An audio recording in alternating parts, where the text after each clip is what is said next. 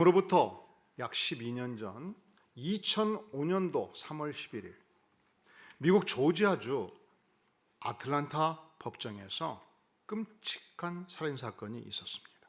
어디에서요? 법정에서. 이 컴퓨터 전문가였던 브라이언 니콜스 흑인이었는데 그가 법정에서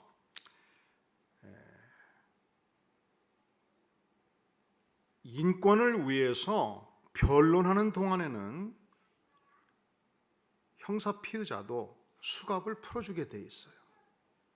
수갑을 푸는 순간 여자 보안관을 힘으로 제압하고 총을 빼앗은 것입니다. 그리고 즉시 판사를 쏘아서 죽였고 속기사를 사살했고 법정을 빠져나오면서 자기를 뒤따르는 부보안관을 사살합니다. 차량을 탈취하면서 차량 소유주를 사살하고 도주를 했습니다. 단 몇 분 만에 4명을 죽인 거예요. 그는 8년 함께 살아왔던 여자친구가 자기를 성폭행 혐의로 고소하고 배신을 했을 때 너무너무 억울했습니다. 이 재판장에서 분노가 폭발한 거예요. 그가 높은 학력을 소유하고 컴퓨터 전문가로서 고액의 연봉을 받는 젊은이였는데 어찌해서 한순간 사람을 4명을 죽이는 살인마가 되었는가? 참 가슴 아픈 일이죠. 여기서 끝나지 않습니다. 그가 새벽 2시경 한 아파트 주차장에서 26살 된 여인을 총으로 겨눕니다. 그 여인의 아파트로 들어가요. 그리고 손발을 꽁꽁 묶습니다. 그런데 이 애슐리 스미스라는 여인도 비극의 여인이었습니다. 4년 전 남편이 괴한의 칼에 찔려서 죽어갈 때 그 남편을 가슴에 안았던 여인이었습니다. 딸이 하나 있었습니다. 딸을 이제 친척이 맡고 있었는데 내일 아침 9시에 만나야 됩니다. 놀랍게도 이 애슐리라는 여인은 이 살인자와 대화를 시도합니다. 그리고 자기 남편이 어떻게 자기를 사랑했고 어떻게 죽어갔는지 설명합니다. 그리고 부탁을 해요. 내 딸이 아빠도 이렇게 죽임을 당했는데 내가 당신에서 죽임을 당하면 고아로 자라야 되지 않겠냐. 그리고 남편이 어떻게 죽어갈 때 자기에게 고통이 있었는지 설명을 하면서 호소를 합니다. 자기를 살려줬으면 좋겠다고. 그런데 문제는 이 분노에 펄펄 끓던 브라이언이 마치 순한 남자처럼 착해진 거예요. 이 여인의 얘기를 다 들은 거예요. 그리고 이 여인의 요청을 들어줍니다. 저는 매일 읽는 책이 있습니다. 오늘 33번째 날입니다. 그는 당시 12년 전, 우리 교회도 12년 전 축전에서 릭 웨레니슨 목적이 이끄는 삶 40일 캠페인을 하고 있을 그때입니다. 그 여인이 교회에서 진행하는 40일 캠페인의 33일째였습니다. 오늘 제가 읽어야 될 이 33일째 말씀을 읽어도 되겠습니까? 여러분, 우리는 며칠부터 이번에 31일 캠페인을 하지요? 3월 20일. 여러분 기도하세요. 준비하세요. 창세기로부터 계시록까지 과연 하나님의 은혜가 무엇인가? 이 하나님의 은혜는 단지 예수 그리스도 그분이 이 땅에 오심으로 시작된 것이 아닙니다. 이 하나님의 은혜는 창세기 하나님께서 아담과 하와를 창조할 때, 전 우주를 창조할 때 하나님께서 은혜로 이 우주 공간을 하나님의 형상을 가진 우리에게 주셨습니다. 아담이 하나님을 배신했을 때, 타락했을 때 하나님께서는 창세기 3장 15절에서 예수 그리스도를 이 땅에 주심으로 구원의 은혜를 이미 예정하셨습니다. 오늘 가인이 범죄했을 때조차도 하나님의 은혜는 그치지 않습니다. 여러분 15절을 보세요. 여호와께서 그에게 이르시되 그렇지 아니하다. 가인을 죽이는 자는 벌이 7배나 받으리라 하시고 가인에게 표를 주사 그를 만나는 모든 사람에게서 죽임을 면하게 하시니라. 범죄한 가인도 끝까지 하나님께서 은혜의 손길로 붙들고 계시는 것을 보여줍니다. 창세기부터 계시록까지 과연 이 땅을 살아가는 우리 백성들이 어떻게 하나님의 은혜를 깨우쳐야 될지, 모든 안디옥 교회에 소속된 모든 성도들은 날마다 이 말씀에 집중하고 이 말씀으로 은혜를 받고 이 말씀으로 깨달아서, 이 기간은 인사가 딱 하나예요. 인사. 아시는 분? 네, 따라해 볼까요? 오늘 또 읽으셨습니까? 양옆에 인사해 보세요. 오늘 또 읽으셨습니까? 우리가 31일 동안 이렇게 진행할 거예요. 그런데 이 애슐리 스미스가 다니는 교회에서 릭 웨렌 목사님의 목적이 이끈한 삶 40일 캠페인을 진행하고 있었고, 그날이 33일째였습니다. 내가 이 책을 낭독해도 되겠습니까? 하시오. 내용이 이렇습니다. 그때에 브라이언이 지금 읽은 그 부분을 다시 한번 읽어주세요. 그 부분입니다. 당신은 당신의 인생 목적이 무엇이라고 생각하십니까? 당신은 어떤 사람입니까? 당신의 재능은 과연 무엇입니까? 당신이 유용하게 이 땅에서 쓸 수 있도록 주어진 당신 인생의 선물에는 과연 어떤 것이 있습니까? 이 살인마 브라이언이 나중에 경찰에서 이런 고백을 합니다. 애슐리 그는 하나님이 제게 보낸 하늘의 천사였습니다. 애슐리 그분은 남편의 피살로 겪는 고통이 얼마나 큰지 알게 해주었고, 그리고 내가 죽인 사람들의 가족이 겪을 고통을 알게 하기 위해서 하나님께서 보낸 천사였습니다. 결국 살인마 브라이언은 경찰에 백기투항합니다. 이 사건으로 애슐리 스미스라는 여인은 미국의 영웅으로 알려지고 있습니다. 자, 묻겠습니다. 과연 이 연약한 여인이 이 위기의 순간에 도대체 한 일이 무엇일까요? 아주 간단하죠. 한 남성 살인마 브라이언의 가슴을 불타오르게 했던 그 분노를, 살인적인 분노를 놀랍게도 이 연약한 여인이 잠재웠다는 사실입니다. 여러분, 우리 인생이 분노를 잘 다스릴 수 있으면 심지어 살인마까지도 분노를 녹일 수 있어요. 그런데 우리 인생이 나의 분노를 잘 다스리지 못하면 나도 살인까지 갈 수 있다고요. 자, 그렇다면 인류 최초의 살인자 가인, 그가 왜 살인을 하게 되었을까요? 오늘의 본문은 분명하게 그 이유를 밝혀줍니다. 6절, 여호와께서 가인에게 이르시되 너가 분하여 하면 어찌미냐? 그 안에 있는 분노가 들끓고 이 분노를 다스리지 못했기 때문에 범죄했다. 하나님께서 직접 지적하지 않습니까? 성경은 인간이 겪는 모든 분노의 정황 전체가 다 죄라고 말하진 않아요. 어떤 분노는 의로운 분노가 있습니다. 하나님은 정의로우십니다. 그런데 정의의 반대편에서 극악무도한 범죄가 이루어질 때, 불의가 있을 때 불의를 보고 저것은 절대로 아니라고 외치는 의로운 분노가 있을 수 있습니다. 그러나 대부분 이 땅에서 갖는 인생들의 분노가 원한에 찬 분노, 미움이 가득 찬 분노, 사사로운 분노. 그래서 이런 분노들은 해치기 전에 풀어야 될 것을 성경은 말씀합니다.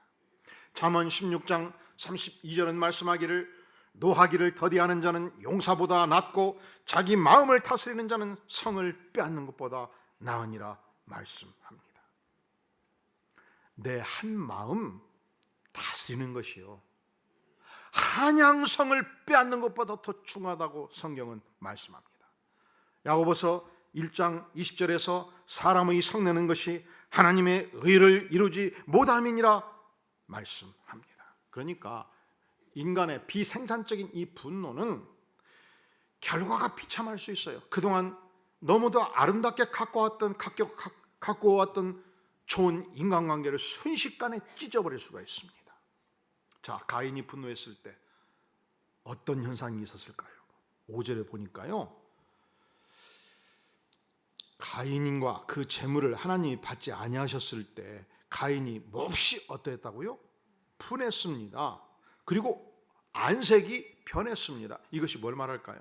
우리 마음속에서 분노가 솟구치면 인체 내에서 화학적인 강한 변화가 일어난다는 것입니다. 하버드대 시민성 신체 증상 의학을 연구했던 월터 캐넌 박사는 우리가 분노가 들끓을 때 인체 내에서 변화가 이렇게 일어난다고 말해요. 지라에게 갑자기 분비가 많이 되고 아드레날린이 분비가 많이 된대요. 그러면 교감신경이 막 흥분이 되고 혈관이 수축이 되면서 혈압이 급상승한다고 말합니다. 그리고 소화기관에 몰려있던 피가 간으로 가가지고 간에 있는 당을 다 잡아가지고 운동 근육으로 다 공급해 주게 된다는 거죠. 즉시 공격할 태세를 갖춘다는 것입니다. 목에 혈관이 부어오르고 숨이 거칠어지면서 얼굴이 벌겋게 달아오르고 상대를 격하게 공격할 수 있는 준비 태세를 완료합니다. 눈동자에 동공이 커지고 얼굴 표정 전체가 험상궂게 변합니다. 어떤 가정에서는 남편이 당신 말이야 하면 막 얼굴이 험상궂게 막 바꿔진다고 했죠.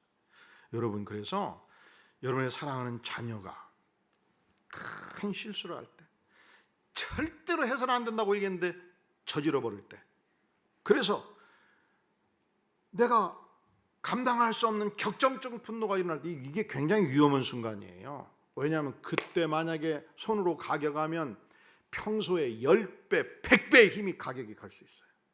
그리고 그 험상궂은 얼굴이 딸이 그때 5살 때, 6살 때 아버지로부터 가격을 당했을 때 그 험상궂은 얼굴과 그 매맞았던 그 고통이 죽을 때까지 잊혀지지 않는 영상으로 박혀버릴 수가 있단 말이죠. 그러니까 우리 안에서 분이 끓어오를 때 그때는 결코 가격할 때가 아니요, 그때는 기도할 때요, 그때는 분노를 가라앉혀야 될 때요, 그때는 은혜 받아야 할 때이기 때문에 명심하시기를 바랍니다. 할렐루야. 그런데 가인은 그걸 경고를 받고도 멈출 수가 없었던 거예요.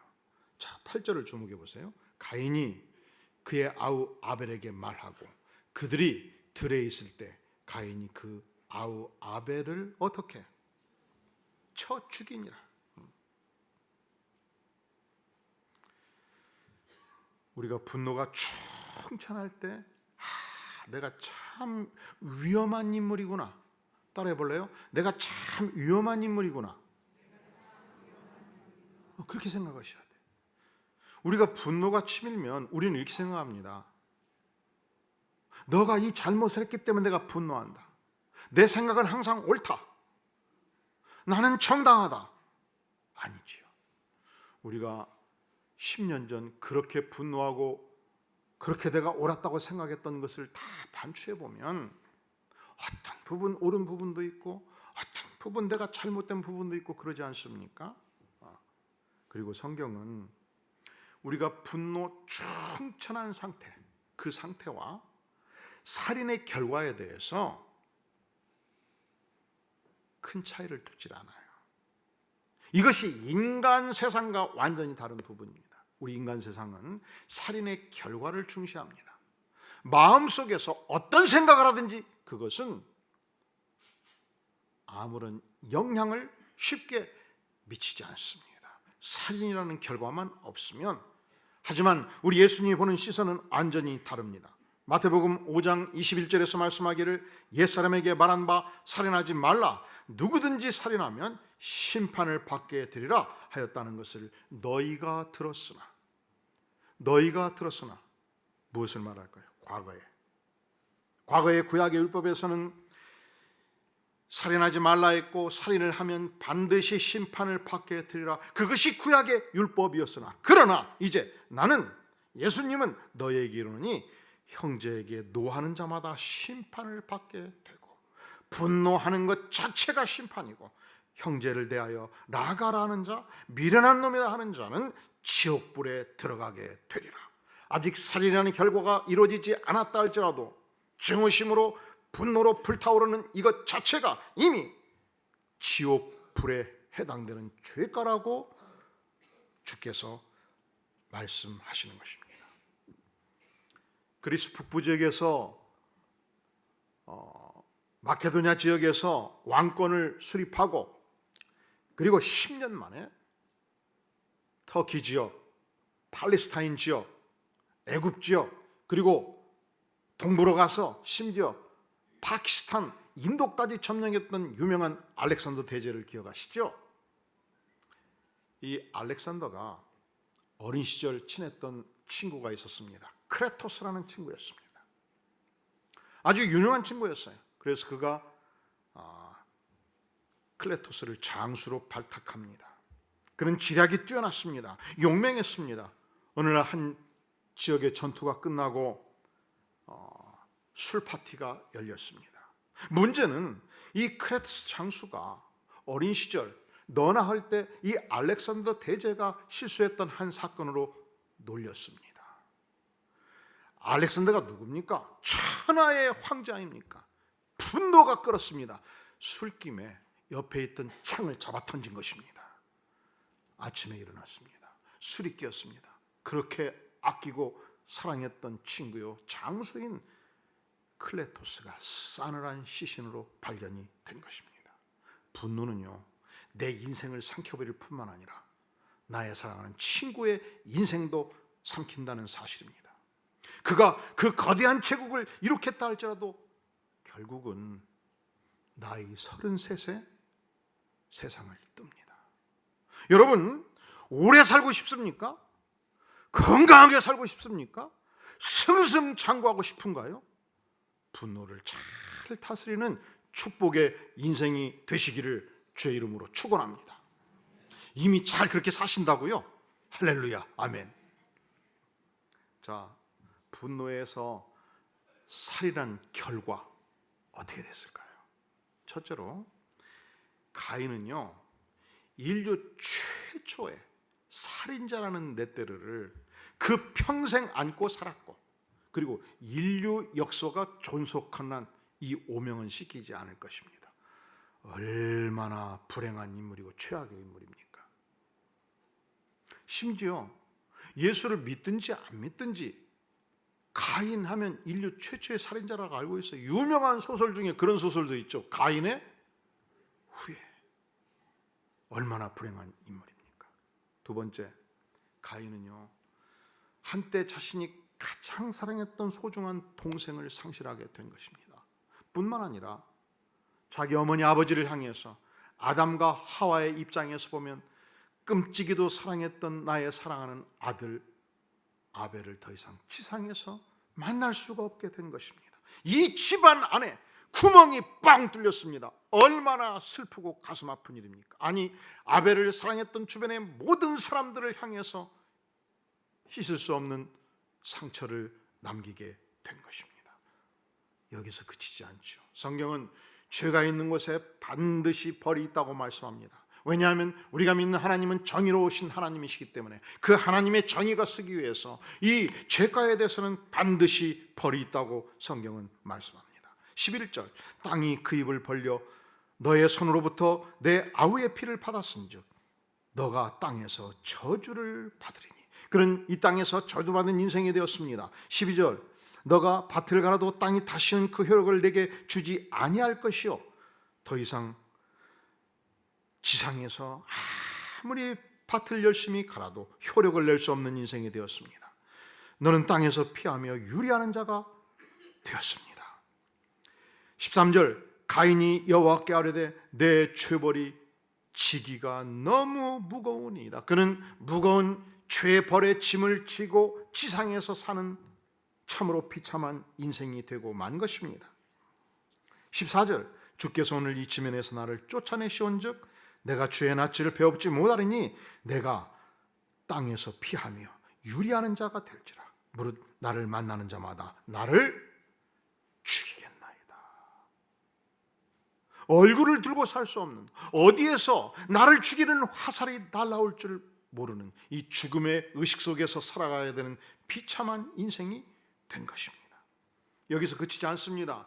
그는 외로운 인생이 되었습니다. 그는 사람들로부터 유리되었습니다. 분리되었습니다. 소외되었습니다. 누구도 그를 공동체로 받아주지 않습니다. 그는 이미 살인자였기 때문에 이 살인자의 레떼르를 안고 외롭게 평생 살아가는 고통하는 인생이 되고 만 것입니다. 사랑하시는 성도 여러분, 우리가 분노할 때 이렇게 비참한 결과가 올 수 있다면 우리는 이 땅에서 어떻게 이 분노를 슬기롭게 극복할 수 있을까요? 우리 하나님께서는 이 문제에 대해서 명백한 처방전을 먼저 가인에게 주셨습니다. 6절에 보면 내가 분하여하면 어찌 되며 안색이 변하면 어찌 됨이냐 질문합니다. 이 질문의 뜻이 무엇입니까? 너가 분노하는 이유가 무엇이더냐? 그게 정당하더냐?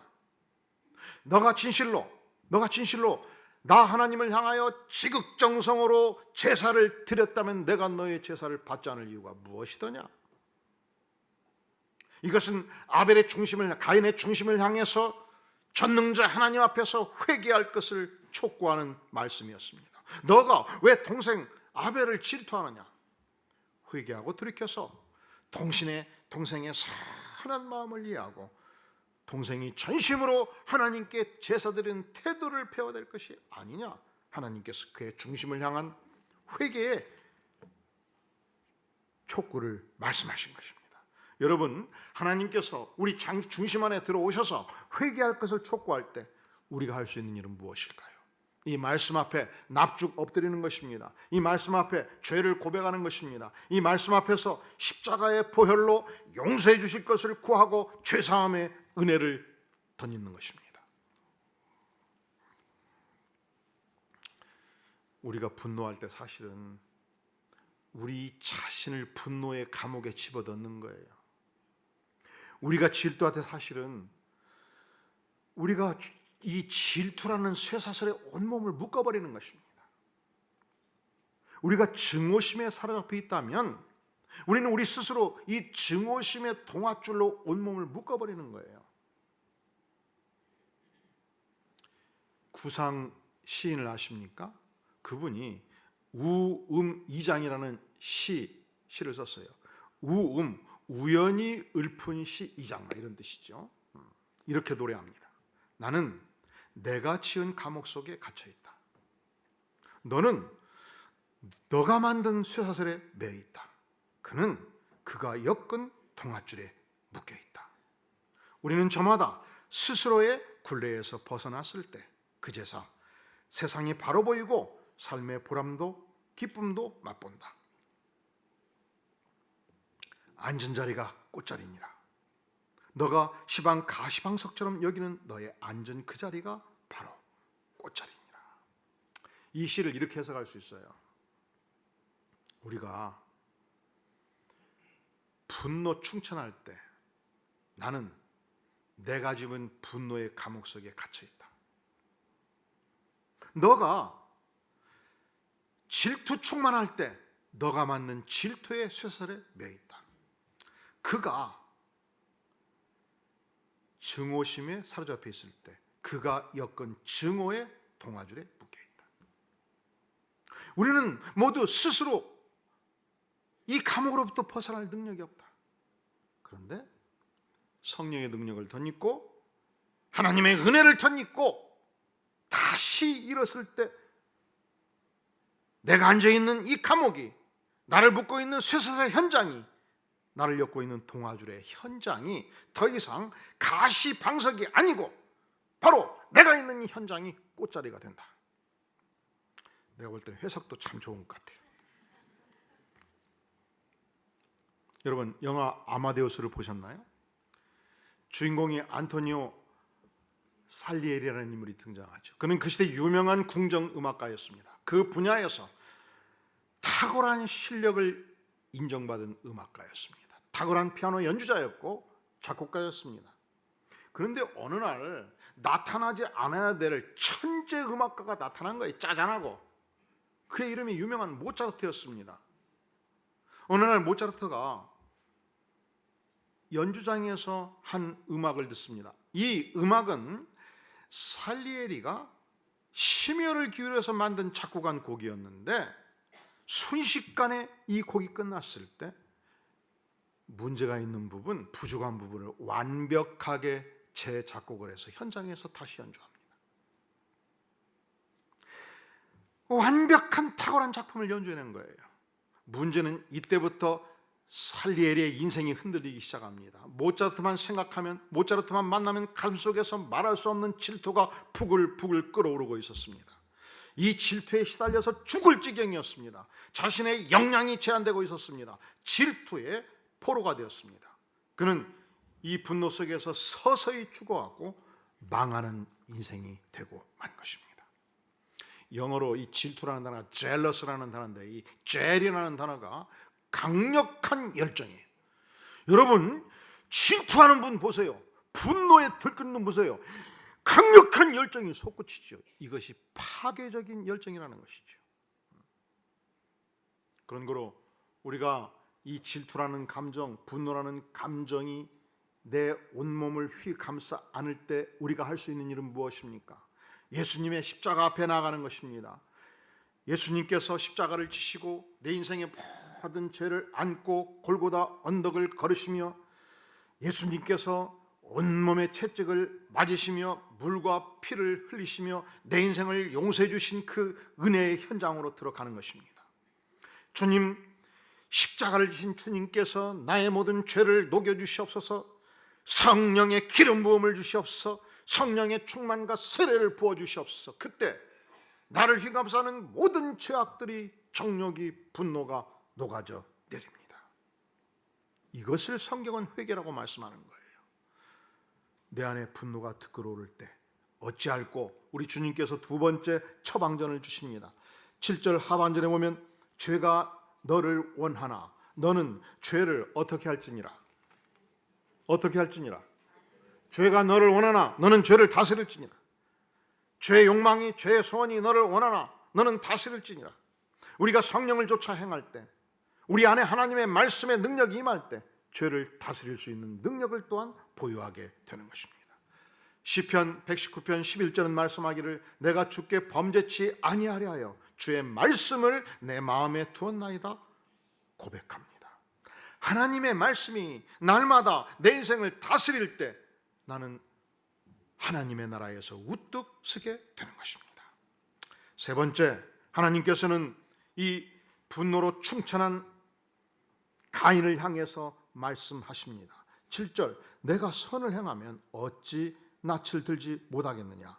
선을 행하지 아니하면 죄가 문에 엎드려 있느니라. 선을 행하라. 하나님의 뜻을 따라 우리 인생이 선을 행할 때 죄가 물러갑니다. 참된 인생의 성취감을 얻고 만족감을 얻고 영혼의 즐거움을 누리게 됩니다.